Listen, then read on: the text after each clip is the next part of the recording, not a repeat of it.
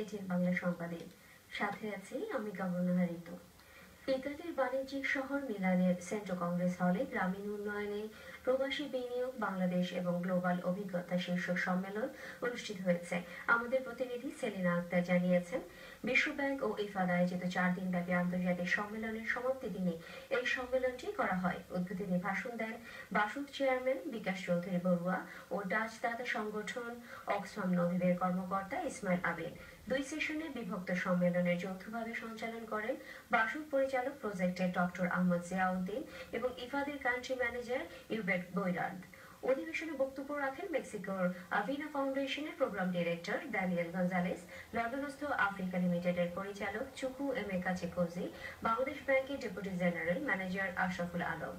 সম্মেলনে Asia, Africa, Latin America থেকে আসা রেমিটেন্স বিশেষজ্ঞ কর্মী, সিভিল সোসাইটি কর্মকর্তা এবং ইতালিস্থ বাংলাদেশি প্রবাসীরা অংশগ্রহণ করেন। এদিকে